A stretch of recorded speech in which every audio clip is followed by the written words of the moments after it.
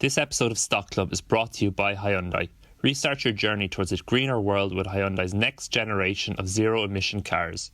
Find out more about their range of electric vehicles and the savings they can bring to your company and employees at Hyundai.ie. Hi there and welcome to the Stock Club podcast. I'm James, and with me this week is MyWallSt co-founder and chief investor, Emmett Savage, and our head analyst, Rory Carron. In this, the first episode of 2021, we're talking about the recent rise in Bitcoin and how investors should approach the cryptocurrency, FuboTV and the reasons why there have been so many bull and bear arguments surrounding the company, and the big investing trend we're expected to see in 2021. Happy New Year, folks. Welcome to the first episode of Stock Club for 2021. Emmett, Rory, welcome back to our virtual Zoom recording studio. Did you guys enjoy the Christmas break? We all had the same break, really, didn't we? Sitting at home as usual.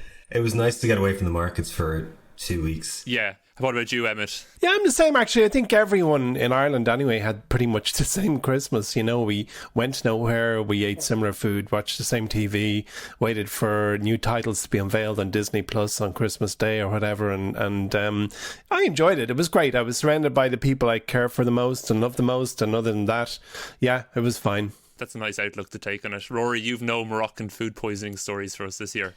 Yes, thankfully, no Moroccan food poisoning. It's one of the great outcomes of this pandemic is that I can't go far afield and poison myself. Well, let's move on to matters then related to the market. And it feels like we've actually gone back in time to the end of 2017, as over the last few weeks, Bitcoin prices have rocketed up in value once again. Since the pandemic-driven sell-off back in March of last year, the infamous cryptocurrency has been on the rise, gaining close to 500% at time of recording since March. This has pushed the price of a single Bitcoin to well over $30,000. It actually hit a recent high of close to $36,000 earlier this week. For comparison, during the so-called Bitcoin bubble of 2017, the highs reached by the cryptocurrency were about $20,000 per Bitcoin until the prices collapsed to under $3,000. Rory, I'm going to come to you first. I know you've been kind of looking at this over the last few weeks. What's driving this current run in Bitcoin prices? Yeah, well, I mean, it's you're a brave man for actually saying the price of it, James, because the information is going to be completely outdated by the time this podcast actually goes live. It's, you know, moving at a phenomenal rate every single day. I think it had its biggest sell-off on Monday. It seems to have recovered since then. What's driving it? The short answer is no one knows. That's like the real short. That's the real short answer. I mean, I read quite a lot about it over the last kind of couple of days. Definitely, there was a halvening in 2020, which essentially meant that miners were only being paid half what they were being paid previously. In the past, that has typically led to kind of these kind of parabolic rises, but also followed by heavy crashes. A lot of people are saying that the fact that institutional investors have started talking a bit more openly about it, Paul Tudor Jones has gone into it, Stanley Druckenmiller, Anthony Scaramucci has started investing in it. You know, not someone whose judgment I would hold in particularly high regard, but you know, it's another name. And you know, some of the kind of more, I suppose, concrete arguments for why this is happening is that there is a lot more regulation in the space, a lot more than there was in 2017 anyway, much tighter restrictions on things like custody and the security of the assets, which is getting kind of more institutional investors interested in it, because, you know, none of them were going to put in hundreds of millions of dollars and hope that they didn't lose the USB key. Yeah, look, JP Morgan Chase the other day said it could rise to 146,000 per coin. Their logic on that is based on it kind of coming to the same levels as gold. Yeah, which they admit would never happen with the current volatility. So there's have to be a kind of convergence between the volatility of gold and the volatility of Bitcoin. So like there's plenty of different kind of elements happening at the same time. Lots of different reasons why people are saying that this spike is different from 2017. I mean, it's always different. Yeah, the most dangerous words in investing. This time it's different. So, you know, if anyone out there actually knows, feel free to contact Luke, and I'm sure and talk him through it. He can then explain it to me. Well, you mentioned some big institutional investors there, Rory, and you know, even in the MyWallSt shortlist, companies like Square, I know, have a lot of Bitcoin on their balance sheet. I know PayPal have enabled Bitcoin trading on their platform. How significant is it, these massive companies becoming involved? So, well, some of it's very significant and some of it's not significant at all. Like, and there's an awful lot of kind of mad news stories coming out that claim to be a sign that Bitcoin is becoming much more accepted in society. And so the great example was there's an NFL footballer who plays for the Carolina Panthers who claimed that he was being paid half his salary in Bitcoin. It came out very quickly afterwards that that wasn't the case at all, that he was being paid his salary in dollars and was converting half of it to Bitcoin. You know, like that's like me saying I'm being paid half my salary in red wine. It's just not true. I'm being paid my salary in euros and I'm converting it to red wine. So, you know, like those kind of mad stories are everywhere. I think that's driving an awful lot of hype around it. The Square thing is always interesting. Obviously, Dorsey is a massive fan of Bitcoin. They hold Bitcoin on their balance sheet. The PayPal story, again, it's one of these symbols that perhaps this is becoming a much more accepted form of payment. But of course, you know, the headlines are misleading in saying that Bitcoin is now accepted by 26 million merchants. It's not. PayPal is accepted by 26 million merchants. You can just, PayPal will take your Bitcoin, convert it into whatever fiat currency that the merchants want, and they'll pay them in that. So yeah, there's an awful lot of news. Most of it I think is just noise. We'll just have to kind of wait and see what's going to happen with the actual price of it, because I don't particularly think a huge amount has changed in terms of the overall story. You know, one of the things, like, I actually own some crypto, but the way I invested in it was I bought a small amount that was never going to have a massive impact on my financial future, and I haven't looked at it since. I actually have no idea what it's worth, and I'm not going to look at it for about 10 years, because me looking at it is just going to incite me to take an action, and I'm not informed enough to take an action. So if it works out, great. If it doesn't, no big deal.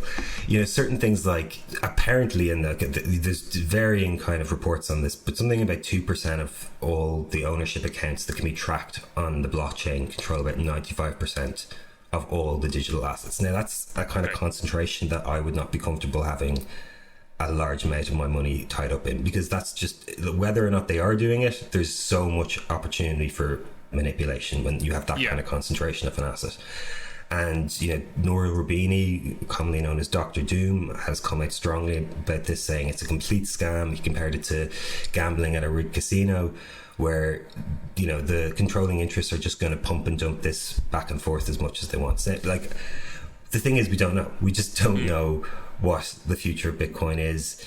And so my position on it, and you can't value it. You know, you just can't value it. It doesn't produce any income. It's similar to like what we talk about gold or commodities. It's only worth what someone else is willing to give you for it. So if you're going to invest in it, my advice to anyone who's investing in it is if you want to put some money behind it, put some money behind it, but don't put enough that you're going to miss. You know, put the money that you're going to if it goes to zero, it's not going to, you know, dramatically alter your financial future. Emmett, I know you've been doing a lot of research on Bitcoin recently too, and I suppose if you listen back to old episodes of Stock Club from 2 years ago, we were quite dismissive of the Bitcoin bubble back in 2017, start of 2018. What's your opinion on it now, you know, 3 years later? I'm not as cold as I was. I certainly was very bearish on Bitcoin. As you remember, James, I didn't think much of it at all. I mean, the concept was great, but the practical application of a Bitcoin for me was still lacking. And I think we saw a convergence of an awful lot of news in the last few weeks and couple of months, and Rory kind of highlighted a lot of that news, like when you've legendary investors like Paul Tudor Jones and I think Stanley Druckenmiller and a whole bunch of them coming out saying that they purchased Bitcoin. It suddenly was almost like permission for smaller investment managers and individuals to go off and do the same. But there's a company out there called MicroStrategy, which is listed in the US, and they I think it was just before Christmas, 21st of December, they announced that they had purchased, I think it was $650 million worth of Bitcoin, and bringing their total holding up to $1 billion. And as Rory said, PayPal, you know, has empowered Bitcoin as I suppose a currency support on their platform. So suddenly there was news about Bitcoin, which was validating and validates it as a perceived and real store of value. So, I mean, if something is perceived store of value, it is a store of value. It just needs everyone to believe it is a store of value. So it's starting to warm up, obviously. But when you have people like Scott Galloway in his newsletter, which I think is called No Mercy, No Malice or something like that, I was reading it over Christmas, and he kind of postulated that Bitcoin, one single Bitcoin, might rise to $1 million in value. Now, he had a bear argument as well, but, you know, people read this. It's a broadly read circular that Galloway produces. He's an expert. He calls things well generally. And so when he even puts that out there as a possibility, it kind of crystallizes people's belief, and confirmation bias kicks in. And then all of a sudden there's a FOMO. Yeah. So what I think we're seeing at the moment, in the market and in the rush of money into Bitcoin is fear of missing out, and people seeing businesses and academics and individual money managers starting to open a position in their various different ways in Bitcoin. And, you know, that might in fact be the early movements, or let's say the early majority towards it actually being a true store of value. So my jury is still out, you know, and I'm involved in a couple of conversations, one on WhatsApp at the moment with people who understand the subject a lot better than I do, and certainly there's no lacking in belief amongst people who are into it, but the arguments that I'm reading still don't resonate with me as something that are economically sound. And you can argue a Bitcoin's platform technically is outstanding, and that the technology that it offers and the advantages it brings, but you know, it's like you disappear down a rabbit hole when you start to look at cryptocurrencies, and you figure, oh well, the power required for a Bitcoin transaction, like the electrical power required for a Bitcoin transaction, is now higher than the electrical power required for a traditional currency transaction. And for me, there's question marks floating out of my head when I'm reading this stuff, you know, because I've never considered such things before, you know. Sorry, it's good across. I want to go back to something Rory mentioned, which I think is interesting, and I think maybe is one of the roadblocks we see as stock investors. So, you know, when we're considering a stock, there's a lot of things we can use to analyze that stock. We can go in and read the company's financials, we can look at the leadership team, we can look at customer reviews, all of these things. With something like Bitcoin, and I suppose maybe other assets as well, there's nothing you can use to, I suppose, assess the value. How does that fare with you? Does that hold you back or make you more skeptical of an investment in something like Bitcoin? You're dead right, James. Like, if I can draw on music as a parallel, because what you said there completely resonates with me. When the guitar was introduced as a classical instrument, people who are classically trained in music to that point totally disregarded it until a guy called Andrei Segovia came along, and he had a masterful use, and he was a musical virtuoso, and he knew that this was an instrument that would radically disrupt music. And there are people out there, I feel like part of the old crew. I believe, as does Rory, at looking at a company's strategy, its mission, its vision, the kind of things it's out to achieve and how it's going to do it. And the lines of inquiry that Rory and my minds are aligned to kind of assess are lacking. There's entirely different swim lane when you look at a cryptocurrency. I just don't feel like I have developed enough skill personally, and it's exactly to your question, you know, by being a traditional, and I don't think I'm super traditional, but being a traditional stocks guy, I'm worried about what I'm missing. And that's why I'm up to my knees at the moment, surrounded by people who are broadly half my age, telling me why Bitcoin and the 101 other, probably 1,001 other cryptocurrencies are absolutely the future. And I actually disagree with them, but I really want to be surrounded by people who are telling me I'm wrong, because I need to get there. And I still remain skeptical, but I have to surround myself with those people who are, as I say, half my age and far more informed on it. Yeah, absolutely. Well, that brings us nicely on to the next thing I want to talk about. And speaking of people telling people they're wrong, over the past few weeks, there's been a lot of interest on the FinTwit community on Twitter about a company called FuboTV. That's FUBO. This is a streaming service that focuses primarily on sports channels. Rory, I know you've been keeping an eye on the company, but before we get to a kind of analysis of the company and what it does and what it might look like as a potential investment, I want to chat about kind of the idea of people taking stocks and stocks into portfolio as kind of part of their identity, or taking it a bit personal. Yeah, it can happen, and I suppose it's a good segue from the Bitcoin conversation. Yeah, because if you were to tweet out there, I hate Bitcoin is crap, you can be pretty sure you're gonna get a lot of angry responses. Yeah, it's like, name some kind of topics you could talk about on Twitter that would cause an argument instantly. Bitcoin's probably like top of the list. And Fubo, for the last kind of couple of weeks, it definitely has been up there as one of these ones that people are just intensely passionate about. Fastly was the one before that. If you saw the people, I think we got kind of, not, I wouldn't say hate mail, but angry people were getting in touch with me at one point because I added Cloudflare instead of Fastly. We can add Fastly too at some point, Captain.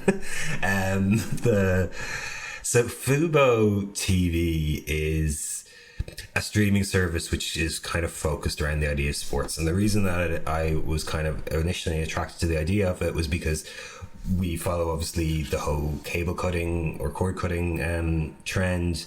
The over-the-top streaming is obviously like a big trend that we follow in general. And one of the problems that has always kind of risen up was that sports is the missing link. If you really want a cable cut at the moment, you can get as much entertainment as you want from the likes of Netflix and Disney Plus and Amazon, but people were still hanging on to those cable packages because there's only really two things people care about in linear TV anymore, and that's live sports and live news. And you can look back at Fox divesting themselves of their assets to Disney back, it feels like 2 years ago now.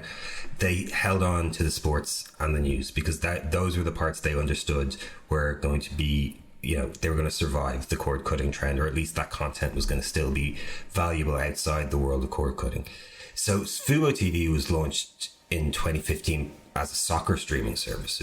Entirely dedicated to soccer, and it pivoted to kind of all sports, or the major sports, back in 2017. In June, it signed a deal with Disney to bring ESPN and their other networks to the service. They added kind of ABC, NBC, Fox News. So then they became kind of much more. So they had basically loads of channels, not just sports channels, but very much marketed themselves based on the sporting aspect of it.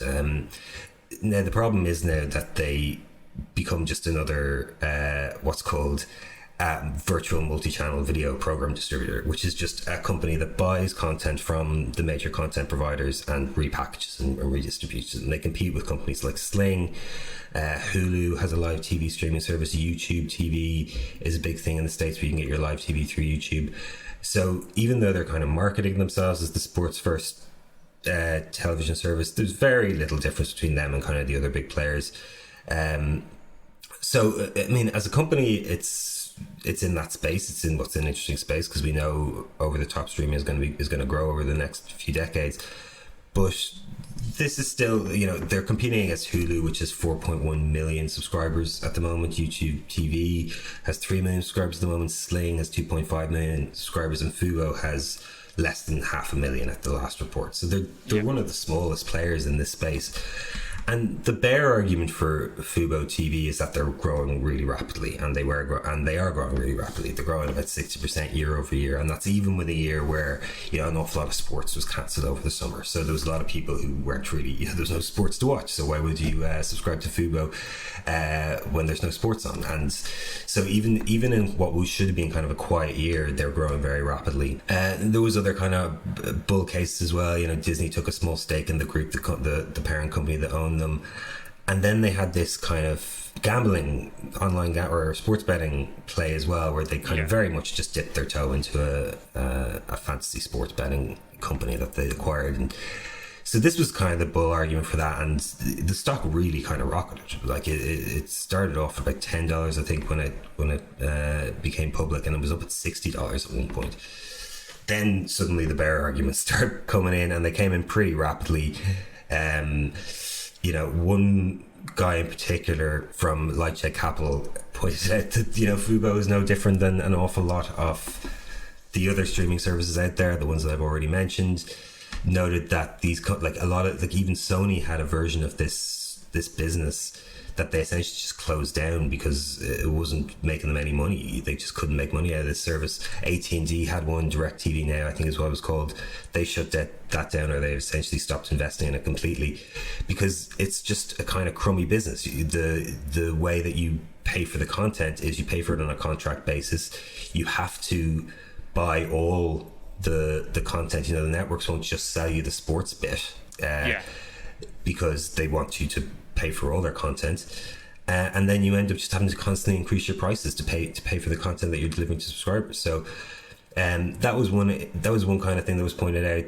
Then the other argument was that that they have massive competitors in the space with YouTube and Hulu and that kind of thing. And the other thing was that, like, the sports betting thing, it's so early in the game that this was being kind of priced in with perfect execution and zero competition, and these are all very good points that were made. Unfortunately, the analyst who posted them ended up being absolutely just like harangued on Twitter for weeks on end. He got very kind of angry, sometimes even kind of slightly threatening messages in about why was he shorting this stock that people love so much and trying to rob people of what was a great investment opportunity. And it just was just kind of bizarre. It's worrying that that's kind of the level that things have gotten to in what is supposed to be a space where you're kind of supposed to debate ideas, and you always look for the other person's argument. When I see that kind of happen, it's definitely a sign that the people investing in the company have no faith or don't understand their investment. It reminded me of something I think you wrote before in the MyWallSt app, which was about being an investor and the importance of being optimistic when you're an investor. Investing is a game of optimism and believing that these companies will excel over the long term. But at the same time, there's a difference between an optimist and a fanaticist, maybe. Totally. And we always talk, we hear investing companies that we love. I know a lot of people say don't marry your stocks or don't fall in love with your stocks. We don't go down that route. We actually do, and we try and find companies that we really love and admire and to invest in. But that doesn't mean that you're not open to hearing the opposite argument, or to changing your mind if new evidence is presented to you. And so definitely this kind of MOMO, I suppose, Emma, you were talking about the FOMO before. This is the MOMO, the momentum stock. When people, I suppose, invest purely based on a stock going up, for example, so it's gone up 20%, it's going to go up 20% tomorrow, I have to invest now. That's where you see people will just they just don't have the thesis in their head. If they had the thesis in their head and they believed in the business, someone shorting the stock and sending it down 50% should be brilliant. They should be delighted. Yeah. They just get to buy more at a cheaper price, but they don't. And it's kind of a worrying element of FinTwit, I suppose. And it brings in the whole kind of alpha male thing that happens around investing, where it's not enough to be kind of confident in your own beliefs. You just have to scream about it. And I'll pass on some phrases that I could use here, but it's just... What about you, Emmett? Have you ever felt like sending Rory some hate mail when he shoots down all your stock ideas? Well, Slack was off air the other day, so I had a whole artillery of hate mail ready to go, and just the minute I hit go, it's exactly that. I mean, the whole point of being an adult is you're meant to be aware of confirmation bias, and I mean, it's very simple. Our brains, there's a Venn diagram, 2 circles, and the first circle is objective facts, and in the other circle is your beliefs, and then they overlap a little bit. And those objective facts that align with your beliefs is what you see. And that was kind of proven in virtually every presidency of the last, I suppose, I would guess maybe 8+ presidents. In the US, there's books written that appeal to either side of the line. Yeah. Either why this individual is the greatest person who was ever born or the worst person who was ever born, and people will buy the book that already aligns with their beliefs because they just want to harden those beliefs. And as I said about cryptocurrency, I actually want people to tell me with respect why I'm wrong, because I really value that. I understand, none of us know everything. We need to be told why we're wrong, but we need to also have the strength to know, to lean on our own experience and to evolve our sense of judgment, which I think will lead us to the right decision. Absolutely. Let's move on then and take a look at some of the things going on in MyWallSt at the moment. We've just published January's Stock of the Month selection earlier this week. I think it's fair to say that this is a pretty boring company, but its market opportunity is huge as it tries to, in the company's own words, build a better internet. If you prefer to actually listen to the Stock of the Month rather than read it, then make sure to tune into the Stock of the Month podcast, which is going live exclusively in the MyWallSt app on Monday, January 11th. If you're not a MyWallSt member yet but want to listen to this podcast, you can sign up and start your free trial in the app by just clicking on the link in the notes for today's show. This is usually the part where we move on to Jargon Busters, but we actually have a special treat for you guys today. Instead of Jargon Busters, we're going to share a short interview Emmett did with a young investor from the UK named Zachary just before the Christmas break. Although he's only 12, Zachary runs a successful YouTube channel called Young Investor, where he makes video pitches for the stocks he's analysing at the minute. Emmett, what did you make of your chat with Zachary? 12 is very, very young to be pitching stocks. It really is. I mean, he's such an impressive young man, and I just get very excited when I see young people get engaged around stock investing, because I know they have loads of time to learn from mistakes, and they have loads of time to learn in the traditional way with books, and but most of all, they're setting themselves up for something really great in the future, because the greatest source of alpha or beating the market on a sustained basis is time. And when I see young people like Zachary, who's really well read and has strong opinions that he can articulate very well, I just think it's great, and I think he's a terrific young man. I'm sure he's a very bright future, and actually I know a whole bunch of other people quite like him, and I always admire Young Investor, and I was delighted to interview him. Absolutely. Makes you think of Bitcoin. I was just about to say that, Rory. He's a big fan of Bitcoin. So here's the interview, and make sure to stick around until the end so you can catch our elevator pitches. This week's one is a good one. Zachary, you're very welcome to MyWallSt Stock Club podcast, and I think you have the honour of being by far the youngest investor that I've had the pleasure of interviewing or getting to know outside the four walls of my home. Zachary, I'm going to ask you a few questions, because really you are a person of huge interest to the world because of your age and your fascination and the expertise you're delivering to us all on stock investing. So could you tell me, how did you first become interested in the stock market and investing? Yeah, so before the stock market, all that, I've always been quite interested in history and all that kind of stuff, learning how people live. And, sometimes in history everything's related to financial events, but not too much. But on your phone, sometimes you always get those annoying news alerts, and, sometimes you get a news alert about the stock market or whatever.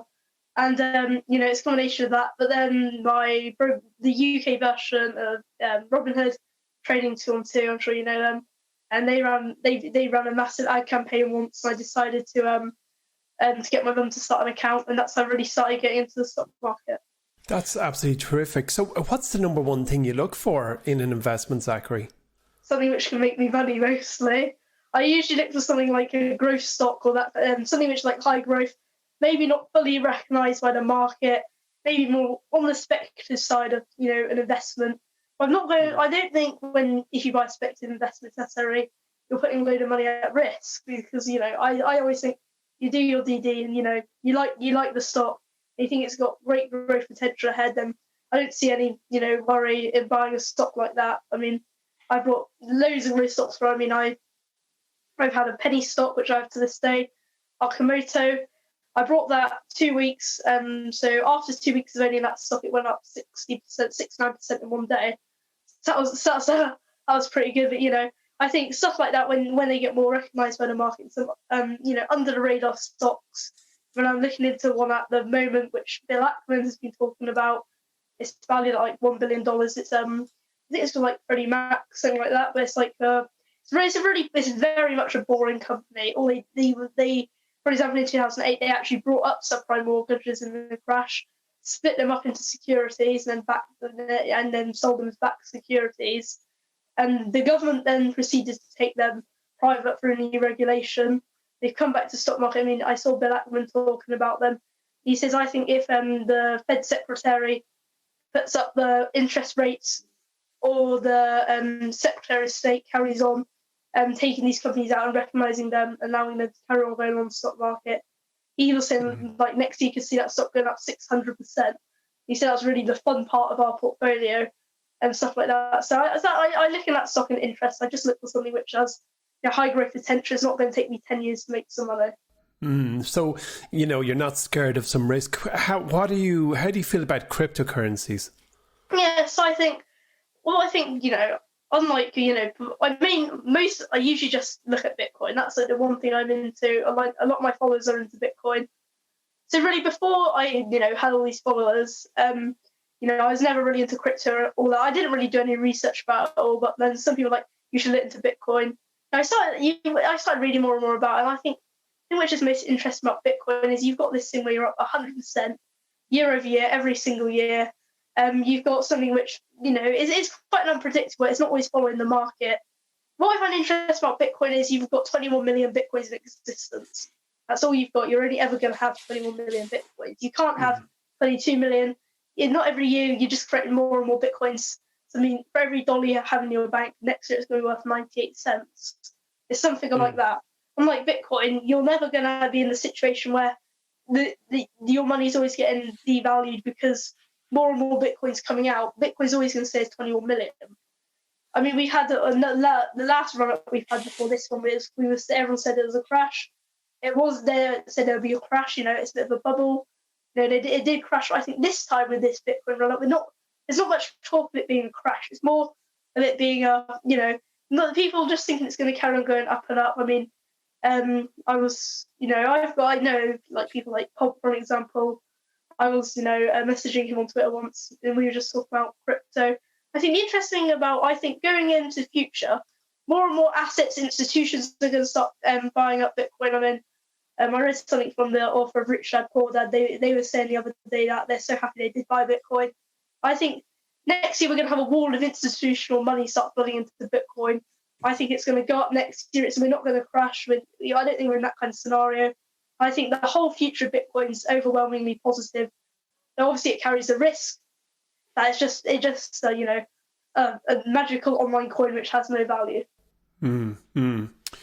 Fascinating. What do you think your biggest advantage is, Zachary, as a young man? You're 12 years old, is that correct? Yeah, 12. So what do you reckon your biggest advantage is being such a young investor doing what you're doing right now? I think you kind of look at the world, I don't know, you kind of had a more sense of what the world's like. Like Warren Buffett, if you approach him about buying anything like techie apart from Apple, anything he hasn't really heard of, like if you told about the upcoming Roblox IPO, even Bitcoin, he says that's a value, that it's just a piece of junk, holds no value, but then the same goes for the US dollar, because it's only worth something if we all think it's worth something. Bitcoin's worth something because people think it's worth something.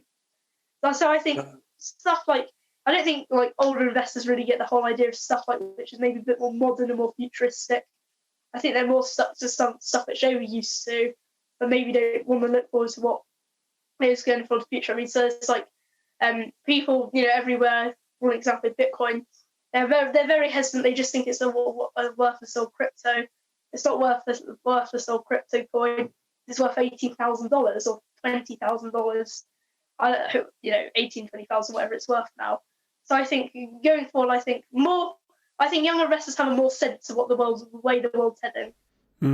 Couldn't agree more. So how do you find stocks? Like, what do you look for in an investment, and how do things get your attention? Yeah, so the way I find my stocks is just, a combination, maybe just browsing through YouTube one day, somebody puts you onto a brand new stock and you think, oh, that looks interesting, I'll have a look at it, do some due diligence on it, and, I find stocks that way. Sometimes you might see a stock in the news, for example, maybe an analyst has just slated it or whatever, look into it and you think, this stock isn't that bad after all. Maybe, somebody like, I don't know, Muddy Waters or whatever has maybe a different intention to get a bit of money out there shorting profits. I think it's a combination of looking into these kind of stocks. I know a lot of stocks which maybe I've never been invested in or whatever, but I still look into them. I still keep up to date with them in the sense, for example, if I ever considered investing in them. For example, like the other day, a stock which I'm not in but really was considering buying in was Green Power Motor Company, ticker symbol GP. So they had a short report against them as always. You just think these short reports are rubbish. Went on the website, mega dodgy website here, something like Diamond Research, had a pirate skull on it. But when you open the investor presentation, they pointed out a really interesting thing. half of it, talking about the CEO was just pure rubbish. I have no clue if that was right or wrong. But then they actually showed, because of Green Power, bus maker, an EV bus maker, they showed the picture of an imported China bus called the NVCVI and compared it to their bus, and it's the exact same bus. The Green Power one had Green Power on the side, and they just ripped out all the seats to make it American compliant. That's the kind of stock that I don't think anyone really cared about that research report. That's the kind of, because, it just has so much hype around it, and there's always people just don't care about research reports anymore. Nice. Unless it gets loads of media attention. I'm thinking that looking at the short report, and I'm thinking, I'm a member of the stock this school, and we're all looking at the short report, and we're all thinking, maybe Green Power is a fraud after all. Then maybe you look at somewhere different. I mean, at the moment, I have a lot of money in SPACs, for an example. I think SPACs are eventually going to take over the traditional IPO process. I mean, unlike something like Airbnb, you've got no chance of buying at a reasonable price. With SPACs, you have the chance of buying at, whatever price the hype market takes it. But then if you buy a blank check like Bill Ackman's SPAC, for example, you're buying at $20, $25 whatever you're buying. You've got the potential to lose $5 on that stock and then make 100% if they're merging with Stripe or Robinhood or something really interesting like that. So I really like SPACs because I think it offers you a much more easier way to have an opportunity to buy maybe under the radar companies, or maybe as soon as they come public, you have over the radar companies. You've got a chance of buying at some sort of a reasonable price. Yeah, are you worried at all about the fact that when you buy into a SPAC, you don't really know what business you're buying into? Well, if you're buying into a blank check, of course you don't know. But I think I think with stocks, some SPACs have gone good or bad for me. I mean, sometimes if I have like £50, in cash, I might buy a SPAC, which is like something which there's certain SPACs when they go public, no one's heard of them. But then you kind of know it's such an interesting kind of SPAC. All the YouTubers are going to start making videos on them. Next day, you've got a whole lot of hype after all the YouTube videos came out in the evening. That's the kind of thing where I might just put a little bit of money into there, just as a little swing trade. I made money on the stock which is merging with a rival, CIIG. I brought into that at $11. That I brought on the day we had the rumour from Reuters. Is just a rumour. Lucky enough, the next day we actually had the confirmation. I doubled my position on that day, and then we ran up to like $30. I think I sold at 30.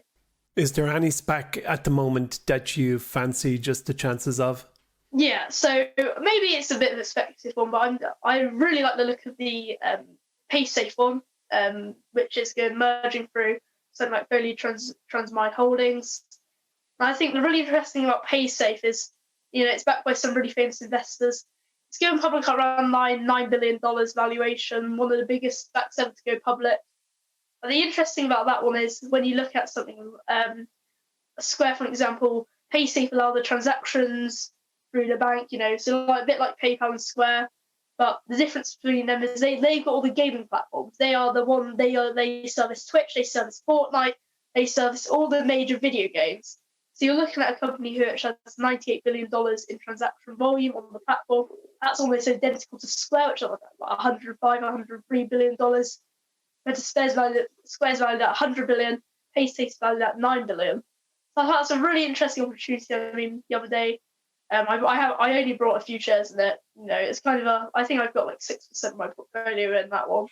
The interesting thing about them is, then we have one of the guys on CNBC Fast Money saying that just after market close that he thinks it's going to 3x, and it's up like 12% today, just because somebody said it's going to 3x. So it's all about getting more hype around that kind of stock. Gets more media attention.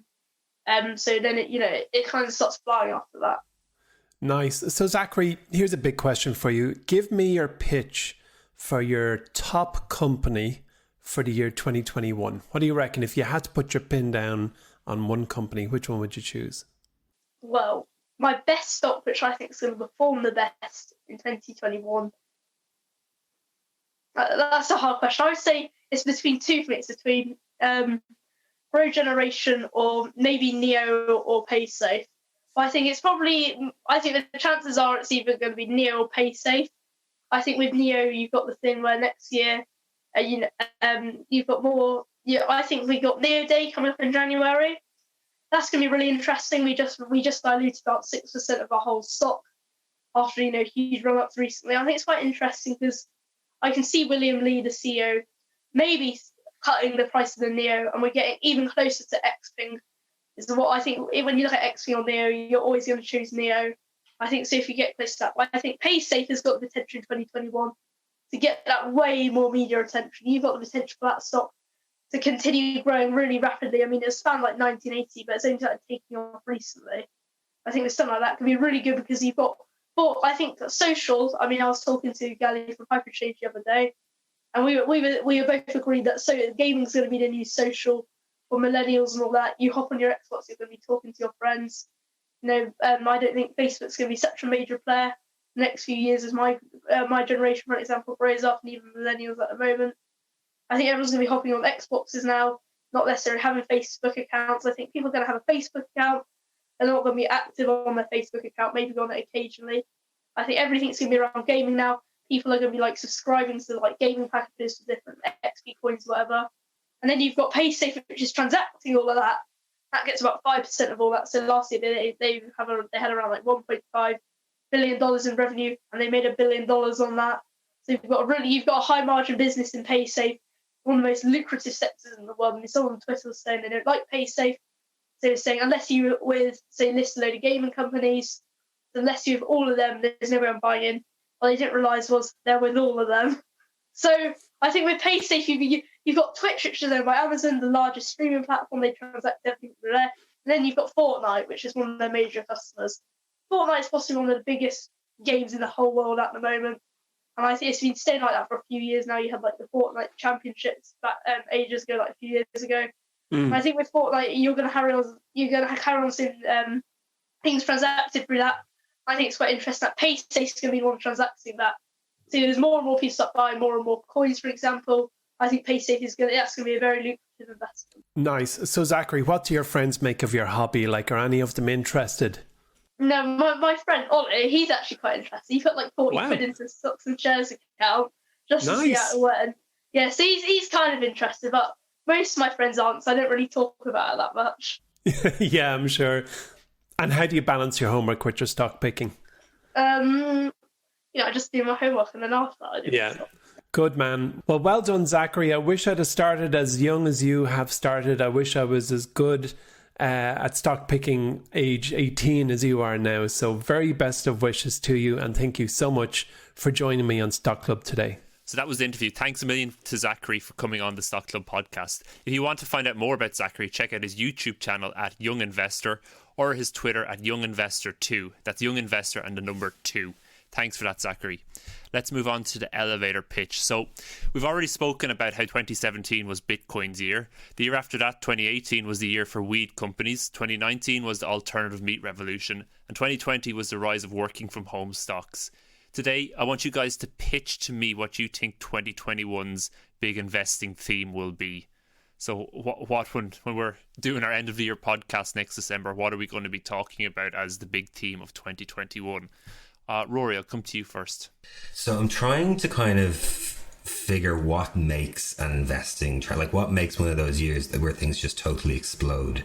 Yeah. And I think one of the kind of common themes that you see is it's something that is actually very complicated, but that people who don't really understand it can explain very simply, if that makes sense. So it's like, something that's got real complexity in the background, but which someone can just say, it's the next Netflix. Yeah, that's So what was happening with Fubo particularly was people were calling it the next Netflix. So I think that's how kind of mania definitely forms in the market. And for this year, I'm torn. There's two I definitely think are contenders. One of which is gene editing. I think could definitely be one of those things that people are like, it's very, very complex, but if you find kind of a one-liner, you could convince an awful lot of retail investors to buy into it. And so that's definitely one. The other one is sports betting, which we've talked about before, is already, people are talking about a huge amount. It seems obvious on the outset, but as we've dived into the kind of regulations and laws about it, is actually very complex, and it's going to take a long time to kind of iron out. So, Rory, I'm interested. What would you call gene editing the next? Gene editing the next? Blank. Put me on the spot there. Didn't they? I mean, it's didn't they have a couple of companies back in like the tech bubble that had they could cure blindness, but they had no idea how to do it. They just said they could. Well, actually, when JT and I set up My Wall Street, we were out in Silicon Valley and we were meeting the great and the good of the Valley. And I remember once someone saying to me, "Oh man, you have to compress your business plan down to just kind of 4 words. We're the X of Y." Yeah. And so gene editing is the what of what. So gene editing is I don't know, what is it? It's the Red Bull of soda. Is it? No, that's not. It's a bit lame. It's the Red Bull. No, sorry, it's the Red Bull of self-improvement. No, hold on, help me here. Okay, well, I'm going to leave Red Bull. Rory, you're the expert in gene editing. Go for it. Thank God you're not in the marketing game, Emmett. It's the Amazon that's of true. pharma. I don't know.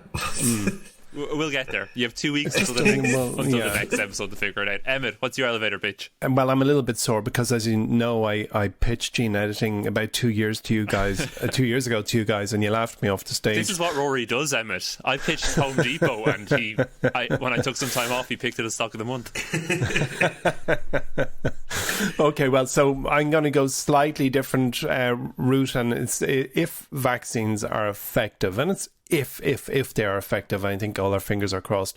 From Q2, I think there'll be a new age of consumer spending on experiences, the likes of which we haven't really seen in our lives. And I think holidays, flights, cruises, Airbnbs, weekend trips, round the world adventures, pubs, clubs, parties, gatherings. I think we're going to see a huge pent-up demand for real-life events kind of happen. And that doesn't mean I'd run out and buy shares, in JetBlue and Royal Caribbean. That's not what I'm saying. But I think that 2021's theme will be kind of around a behavioural reversion, people reverting to the way we used to be, without the commute perhaps. So the themes, I think it's going to be a dull Q1 because we're all still at home and cases of the virus are certainly not improving in our corner of the world, but we've a lot to be hopeful about. And I think as the vaccines are rolled out, people go outside again, and I think there'll be an awful lot of great investment opportunities around that kind of getting back to the normal we enjoyed in 2019 and before. I've seen the term roaring 20s thrown around quite a lot recently. Yeah, exactly. I can definitely get on board in that as long as there's no more Zoom quizzes. That's it from this week's Stock Club. Don't forget about all the great new stuff in My Wall Street at the moment. If there's anything you want us to discuss or explain on the next episode, make sure to get in touch. You can catch us on Twitter, that's at MyWallStreetHQ, or email us at pod@MyWallStreet.com. That's pod@MyWallStreet.com. Don't forget to subscribe to Stock Club too, and if you're enjoying the podcast, please leave a review for us on whatever platform you listen to us on. That's it from us here today. We'll talk to you in 2 weeks. Happy investing.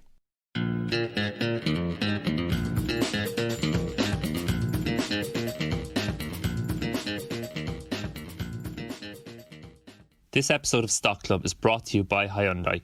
Restart your journey towards a greener world with Hyundai's next generation of zero-emission cars. Find out more about their range of electric vehicles and the savings they can bring to your company and employees at Hyundai.ie.